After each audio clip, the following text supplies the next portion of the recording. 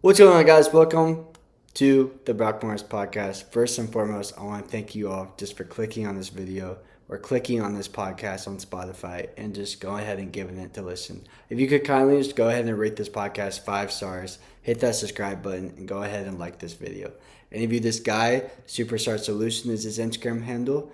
And he is known for business funding. We talk about all things throughout business funding. He talks about the importance of a team. We talk about the importance of having a mentor.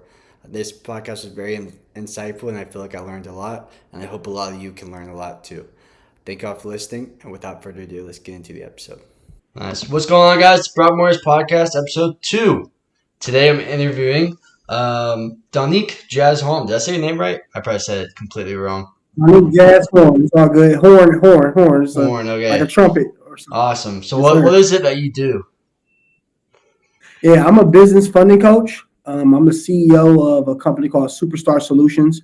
We're essentially a coaching company where we take CEOs or any business owners, startup companies, and pretty much help them go out there and get business capital to for operations, for scaling the business, marketing, whatever you think about. So usually from $50,000 to $250,000 for most of our clients. Mm-hmm. And how did you lead on that, or how did you start doing that?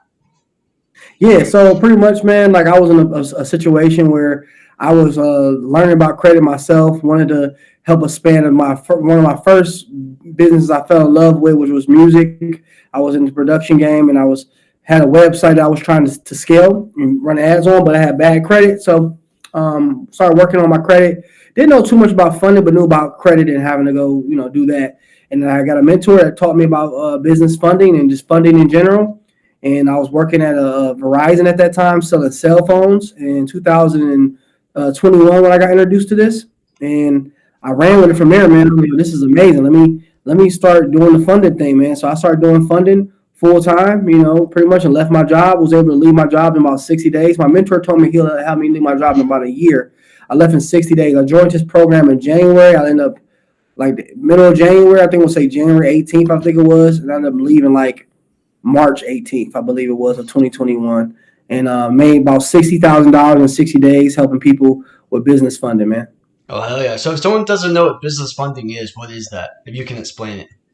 Yeah, so what business funding is where you actually go out there and instead of the funding, let's say you have a credit card, business credit card, business loan, business car, whatever, actual acquisition of real estate, and instead of it being in the personal name, you're putting it into the business name, right? So the business name actually was where all that information reports to through something called Dun & Bradstreet, Experian Business, or TransUnion Business. So it reports there. It doesn't report to your personal. How that opens up for most of us is that, now we don't have to over leverage our personal credit because the business is handling all those expenses.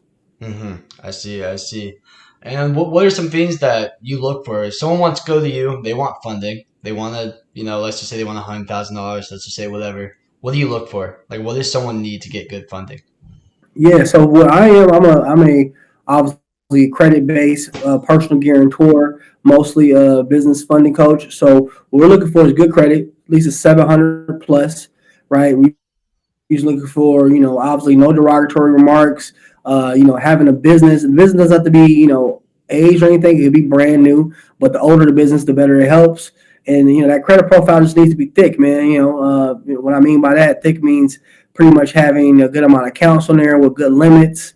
Having a decent, well-rounded credit mix. So a couple of installment loans. Some credit cards. Maybe a student loan or two will help out as well. Just thinking that it's a well-rounded profile with a high score and high limits allow us to go out there and do what we need to do. Mm-hmm. And if not, come to credit repair, right? So someone has to have good credit in order to go with you.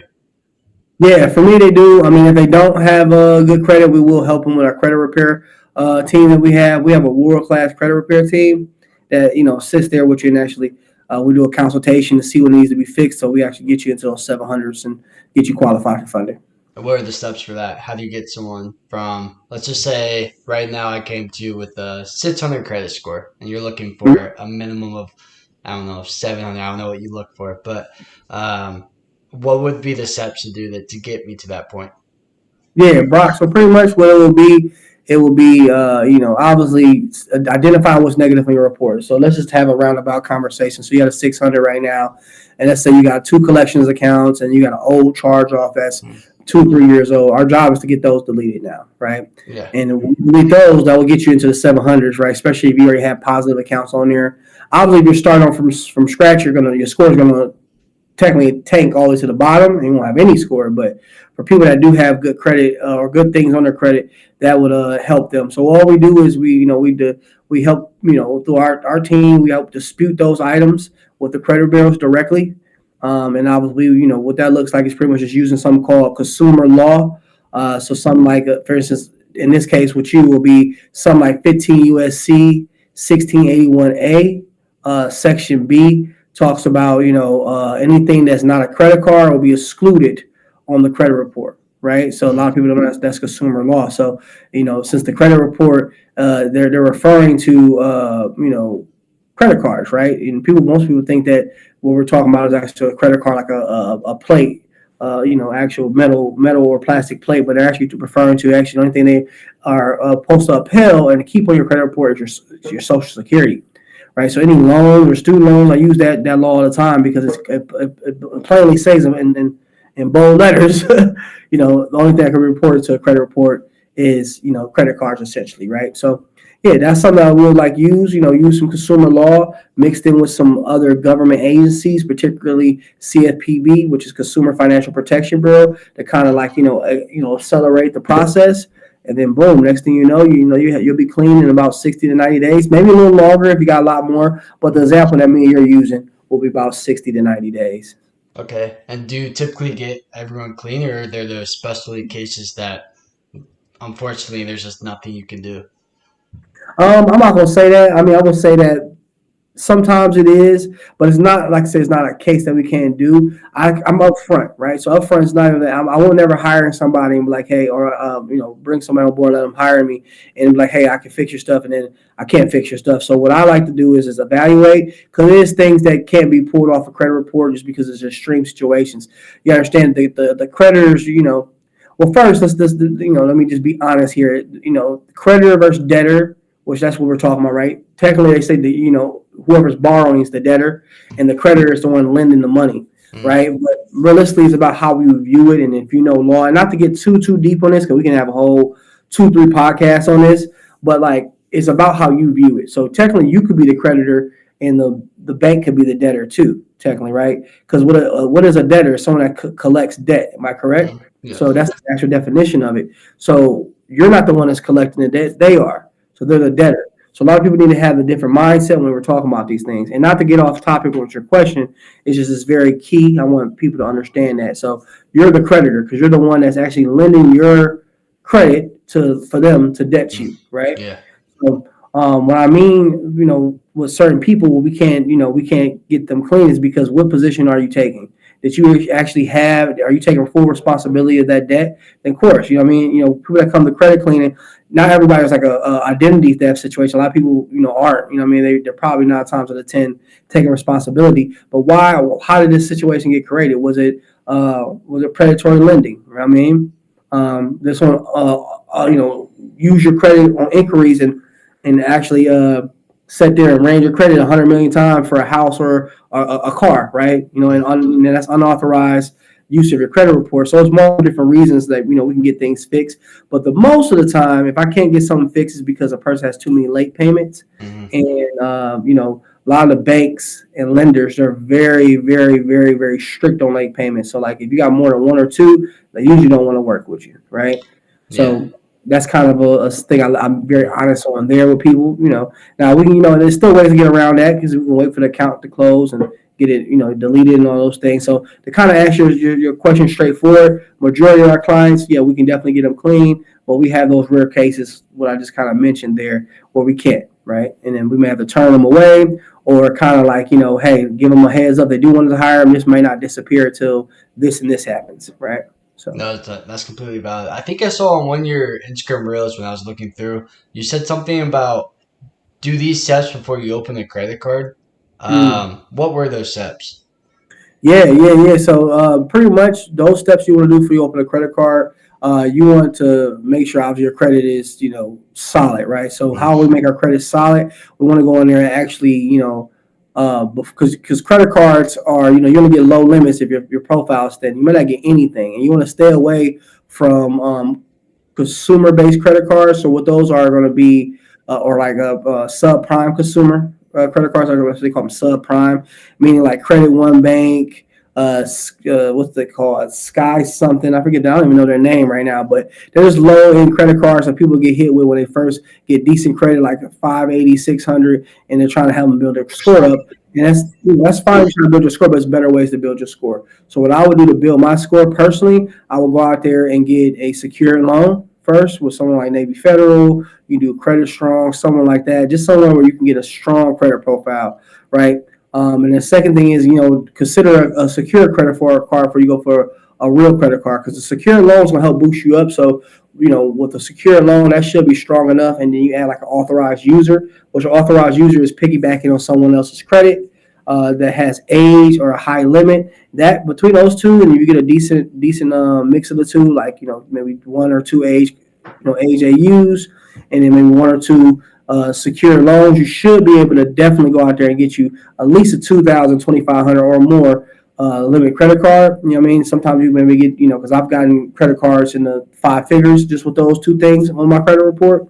But you want to make sure that, you want to come correctly too. So sometimes I would want to add a secure credit card. So if you don't want to get super low limits, go out there and get you a $500,000, $2,000 secure credit card, because your money, you ain't going to mess your own money up, right? And then be able to go do that, and you stack those together between the authorized user, the secure loan, and like I said, it's optional, but maybe the secure credit card. Give it about 6 months to age out, 5 to 6 months, and then you go out there and apply for a credit card. I guarantee you, with the right information and with the right bank, most importantly, you definitely get high 5 figure, not high 5 figures, high 4 figures and low 5 figure credit cards. Yeah, Zach, I think I saw somewhere on when I was doom scrolling one day, it said a good way to build your credit is. Oh, you said doom scrolling? I was doom scrolling. I don't know what that means. I was just scrolling on Instagram or Instagram Reels or TikTok, or whatever it might be. You just go. Okay, I would just keep on going for hours. It's a bad addiction. But I was scrolling one day, and I stumbled upon this guy, and he said that if you have low credit, let's just say you have $2,000 in your savings account, right? You can get a loan from Navy Fed or USA or whatever it might be for $2,000, and you pay 90% of that loan off. And then the rest you can pay over time, because you already have the $2,000. If you get a $2,000 loan, you automatically can pay 90% of it off, and you just kind of do the rest slowly over time. That's one of the good ways to build your credit. Is that something you recommend, or stay away from that? No, definitely recommend it. That's actually the play, and that kind of piggybacks on our last question. That's the play that I'm going to recommend for everybody that's watching this. The Navy Federal Pledge Loan Hack, right? They literally call it Navy Federal Pledge Loan Hack. And one of the few banks that actually allow you to run it successfully still, me and a few other people that have ran it very successfully with other clients and stuff, has kind of put some stipulations on it. And what I mean by that is you only can do about 2 of them every 6 months. I used to run 4 or 5 of them at a time, right? So the cool thing about it is, no matter if it's $1,000, if it's 500,000, right? You can run this play with Navy Federal. And my goal is I don't even do 90%. A lot of people do 90% because they're scared and they haven't called Navy Federal to confirm what Navy Federal payoff minimum is. So what I mean by payoff minimum is that when you get to a certain number, they'll pay off the loan for you, just because they're like, we ain't making no money here.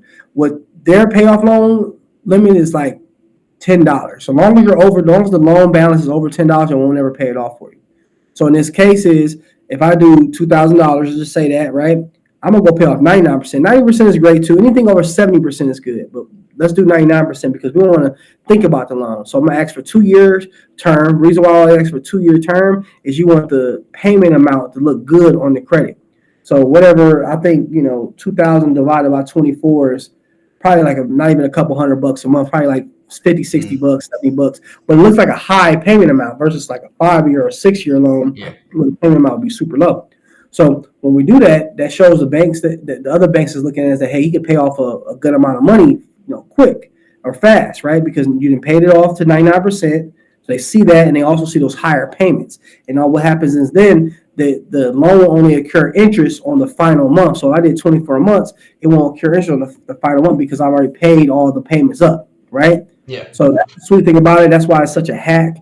Because usually when you do that hack, obviously you're not worried about the payment history. The balance shows really low to other banks, and then obviously they see those higher payments because you did the 24-month term.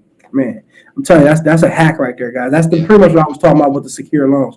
You do that play, mix it with that with the secure loans, and then you obviously mix that with the authorized user, and maybe a secure credit card. And you go back to Navy Federal to get the regular credit card too, because once you build that relationship with them, they'll give you 10, 15, 25,000 off the rip, as long as the credit profile looks good.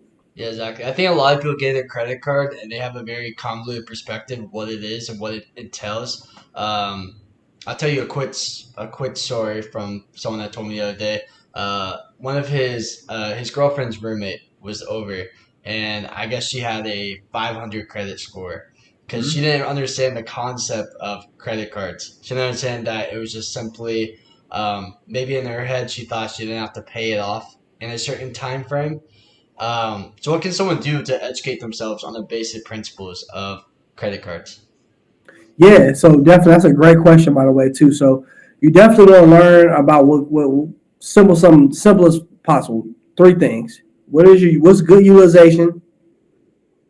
Really two things. What's good utilization and statement date versus due date. Uh-huh. If you figure those two out, you're good. Exactly.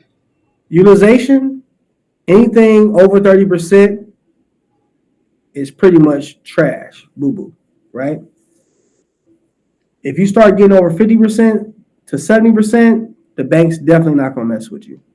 If you're at 100%, or 90% to 100%, you might as well call yourself dead, right? As far as your credit, because then the higher you go up, the more they're going to shrink those points down. Below 30% is a good area to be in. What I prefer is under 10%, because the golden spot is not 0%.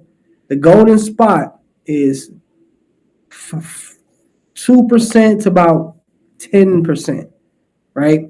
Anything below those numbers means that you don't need the banks. So if you're looking for more credit, they won't give they sometimes may not lend you credit because you're at 0%. You don't need me, right? So everybody needs to make some type of money on the interest. If you're at 30%, you need to slow down a little bit. And anything over that, like I said, we're just doing too much. So just understand the scale of utilization is 0 to 100. And we always want to be, and I'm going to give you an example. So just make it easy. $1,000, if we're over 300 on that spend at the $1,000 limit, and we're over $300 on that at that time, we need to pay that card down quickly so it doesn't affect us. How do you do that effectively? Because people are going to ask me the next question, especially I'm a funding coach, is that, hey, how does it make sense to go utilize personal or business funding for business if I only can use 30% of the money, right? Mm-hmm. Or in general, because some people may be, using cards for travel, whatever, for vacations. I understand that completely, right? Christmas gifts. I'm not a bad debt type of guy, like good debt versus bad debt, of course, right? Good debt means that we'll use our debt to invest in the business to make, have cash flowing assets.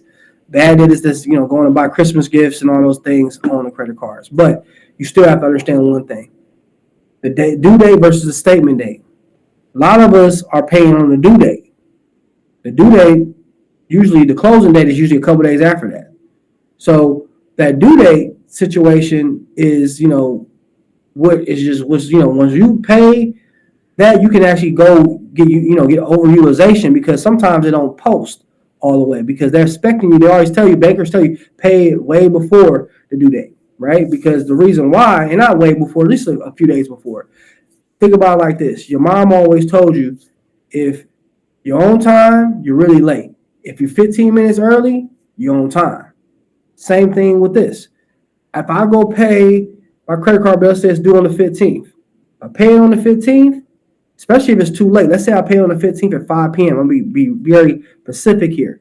The system may not process that, and then now the closing date is usually the next day, or when they're going to post on the credit the day after. So now that puts me in a position where I'm already over leveraged now, because now they're going to report utilization I had beforehand, especially if I'm over 30%.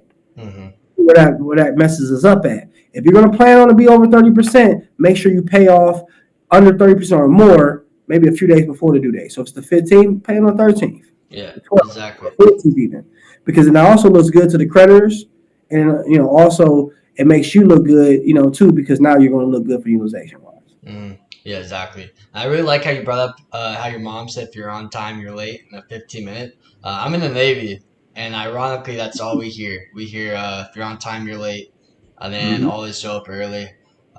So I thought that was really unique that your mom said that. So that stuck out to me a lot. Yeah, Um, thank you for your service, boss. hey, I appreciate you. Okay. One of your things, also, you said in one of your interviews, the three C's, which was cash, credit, and clout. What Hmm. do you mean by that? What did you mean by cash, credit, and clout? Yeah, man, that's real straightforward because you need all three, right? But cash is still king. Credit is queen. Clout, think about it like the Joker. Think about it like the wild card, right? Mm-hmm.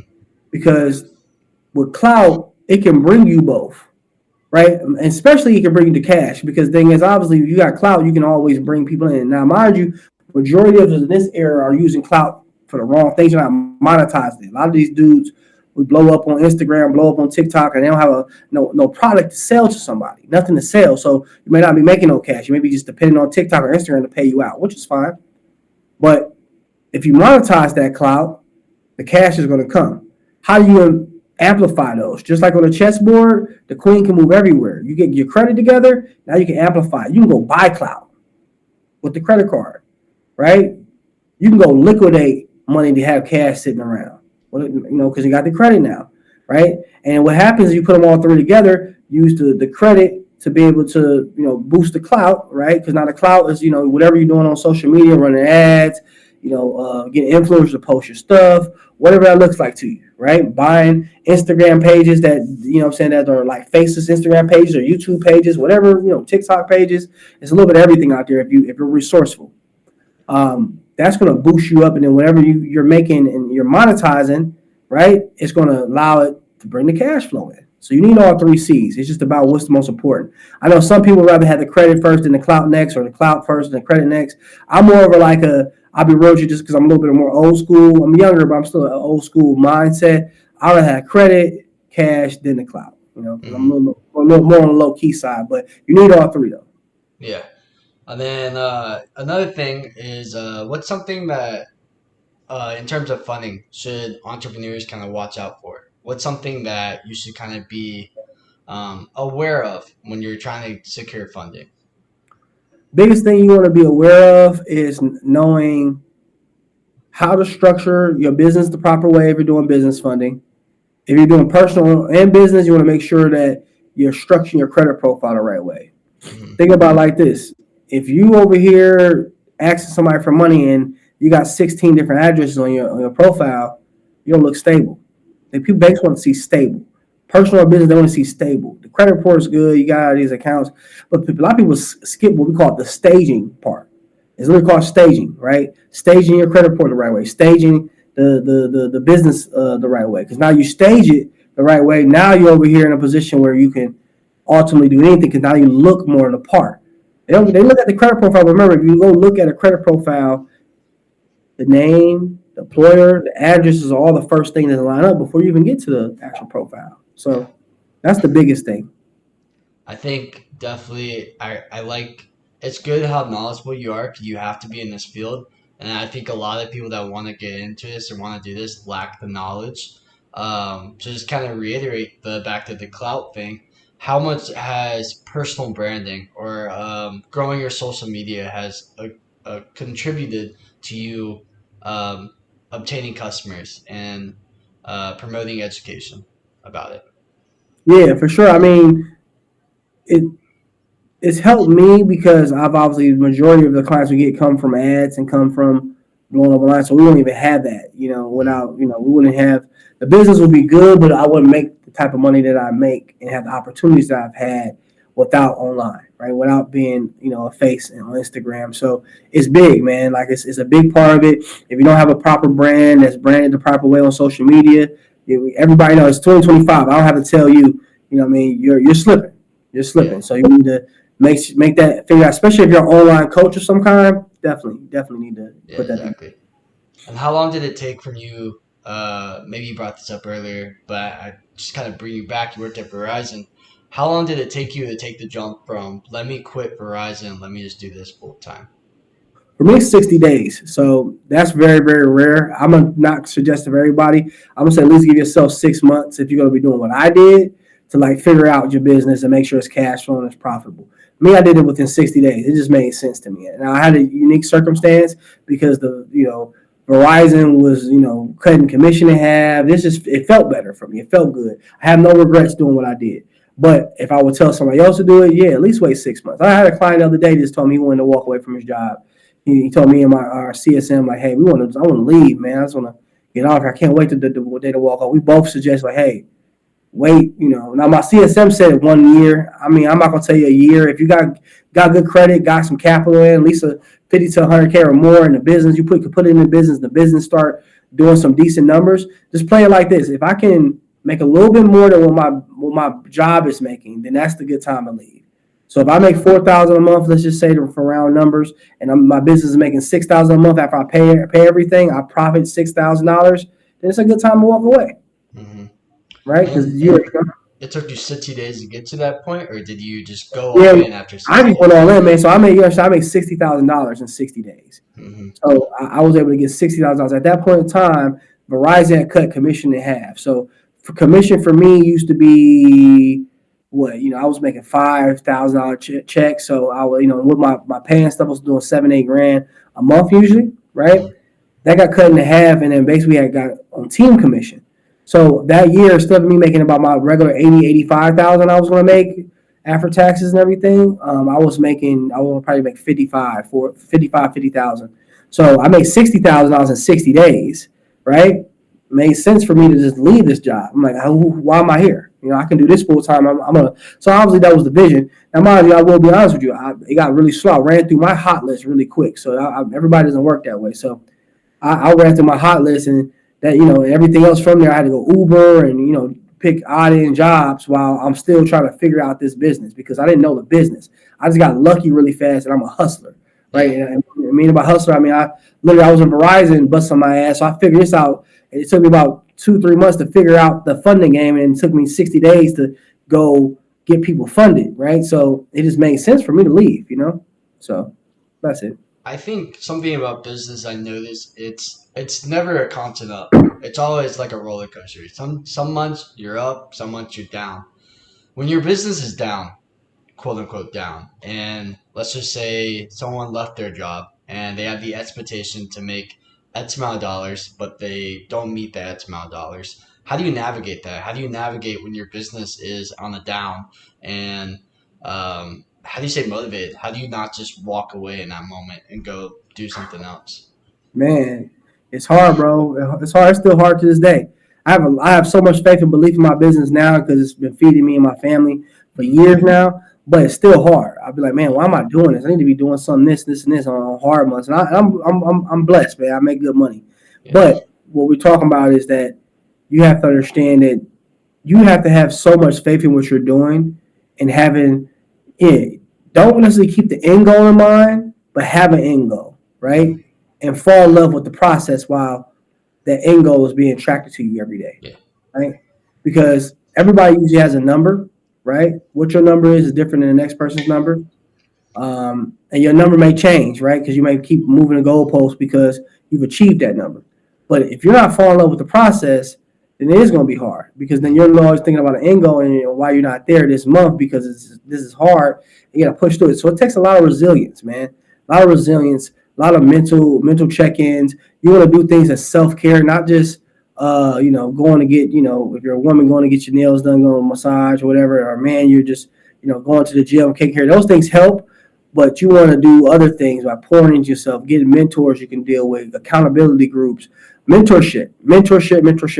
I'm in the high 5 figures right now in mentorship, right, and coaching programs, right. So I pour a lot into myself. So, how does you say mentorship? How does someone find a mentor?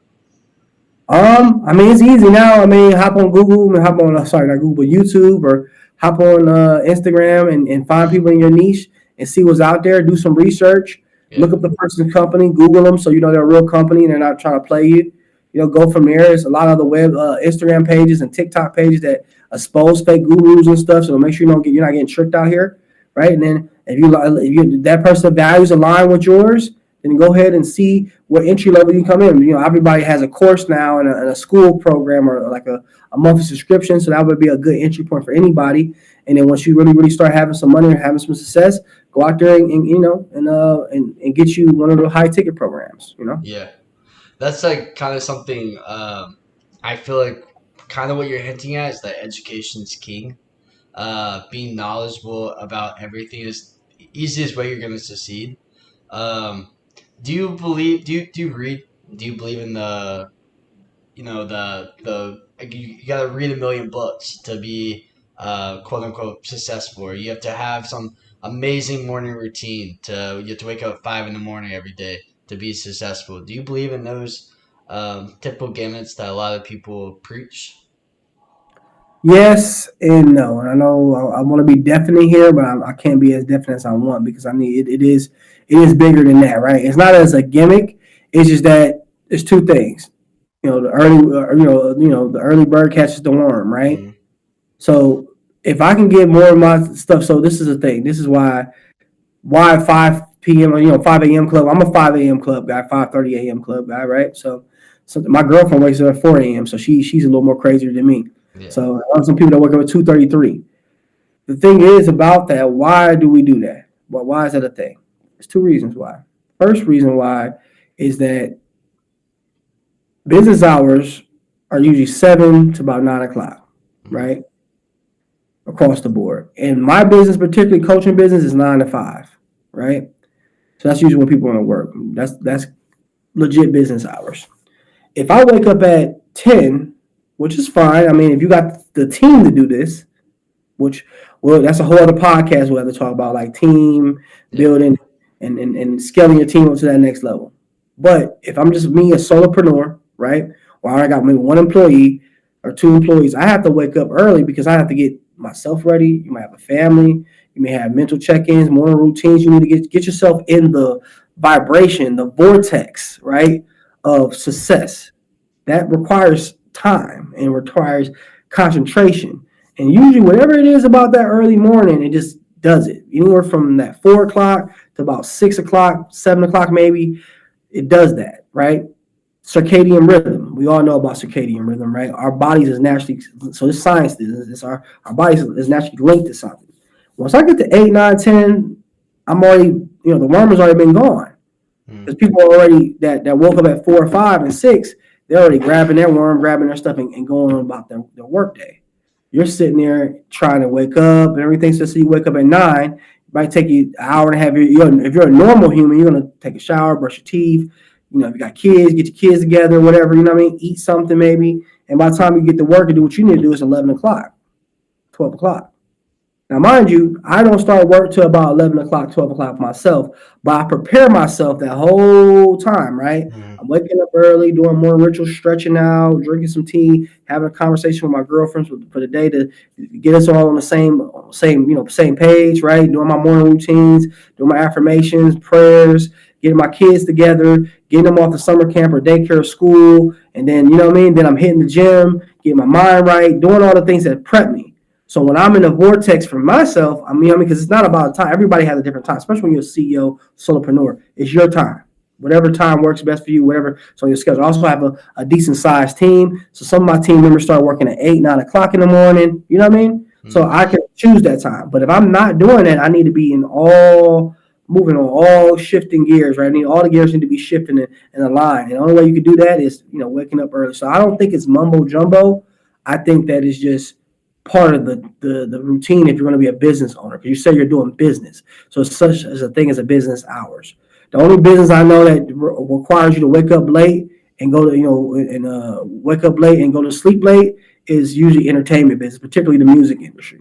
Only really one that really requires it if you're a business owner there. And some other businesses too that I may not be talking about, but I was in the music industry, so that was my schedule. I was a late, night owl, late riser, so and that's changed significantly over the last 3 years, 4 years. And I'm telling you, this is coming from a person that's not a morning person, mm. but I see change. I see where it's got me at. So, and to answer the one question, I'll be short here with the books thing.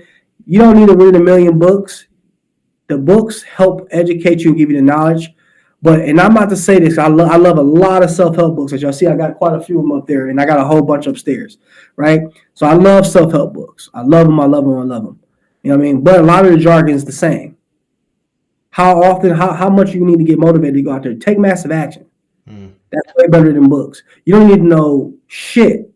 And if you go out there and take massive action, experience is the best teacher, right? Exactly. So teach you what you need to know. And then now the books just help get you to like a mentor. It helps you shortcut it. So don't waste your time reading a million books. You know what I mean? Maybe read one a week if you need to. Read a couple audio books or something to kind of get you going in your space. But take massive action. That's the number one key. Massive action. Exactly. There's several things there that stuck out to me. One of the biggest things is massive action. I think a lot of people are skeptical as to what they want to do, or maybe they have the idea as to what they want to do. I mean, if you look up online about anything, how to do funding, how to start this business, there's a million videos. They get overwhelmed and then they get scared and they don't want to start. It's kind of similar to this podcast. I'm not gonna lie. I go through. I say your mind is your worst enemy. Several times during this even this podcast, I've gone skeptical. It's like, I don't have the best microphone, I don't have the best camera, I don't even have the best laptop. But the key is just starting. What do you tell someone that's scared to do that thing? What's your advice? Yeah, just don't be scared. I mean, I still have those things too with content and stuff and all that. I get it, but don't be scared. Just get it done. You know what I mean? Yeah, you worry about a haircut, guys, girls, you worry about, something looking a certain kind of way. Just get it done. Exactly. It's and we're so busy competing with other people and worrying about what other people think of us. Worry about what you think about yourself. Right? Exactly. So that's what matters. Have a good self-talk with yourself. Practice self-talk, PMA, positive mental attitude, and get it done. Just go out there and get it done. I mean, there's no better way to say it than that, man. I mean, we could talk about all the different things and techniques of what got you here. I'm not really a super soft person when it comes to that type of advice, because I know that a lot of us are procrastinating on our dreams and what we know we can accomplish.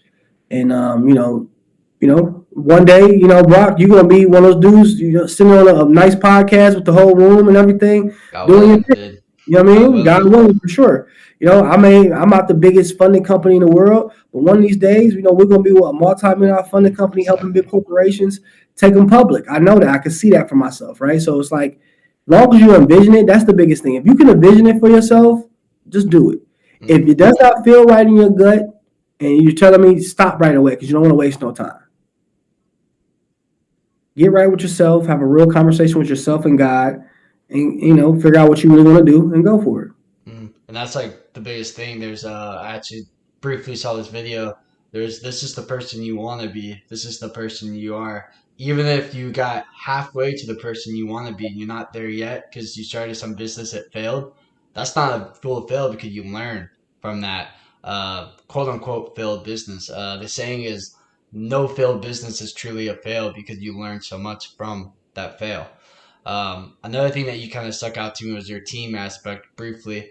I'm a firm believer that team without a good team, or that you're nothing without your team. In the military, they truly teach us the value of teamwork and working together and making sure everything's good.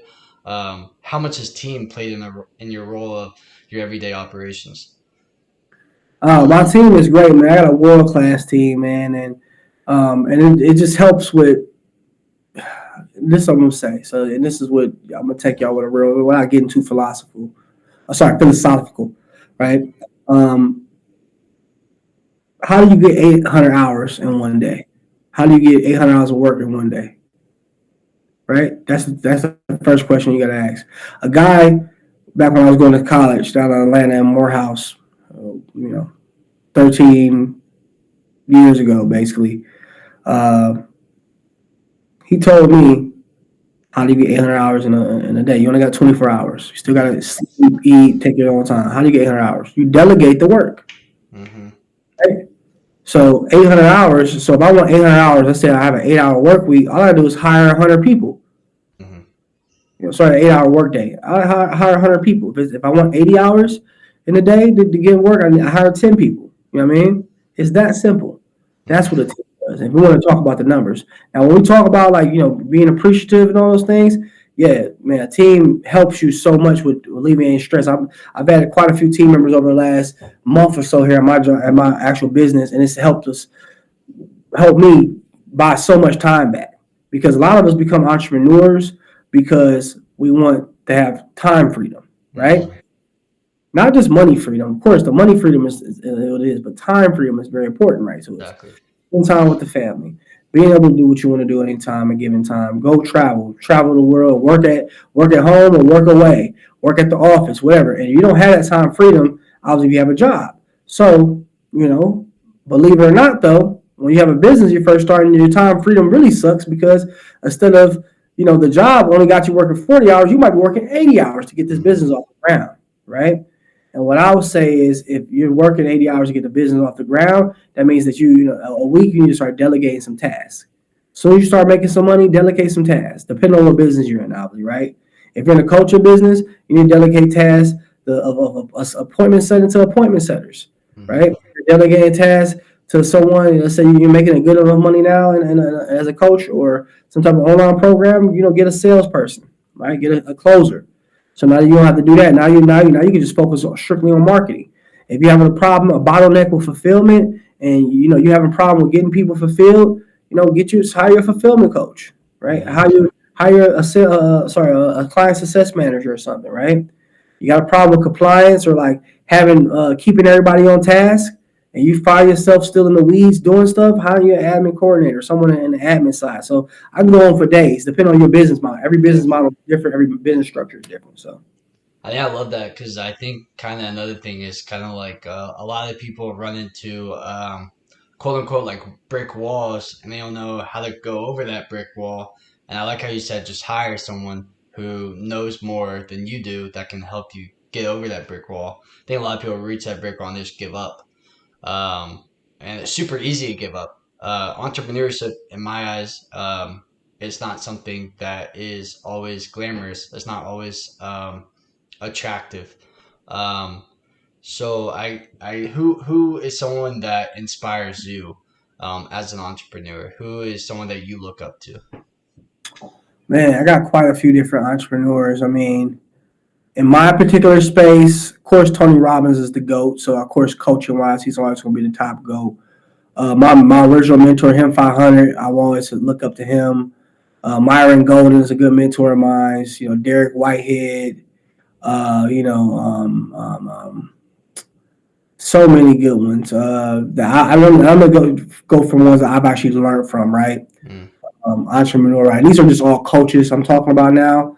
But then also you got entrepreneurs too that just make sense, right? Like Damon John, right? Of course the Warren Buffetts of the world, right?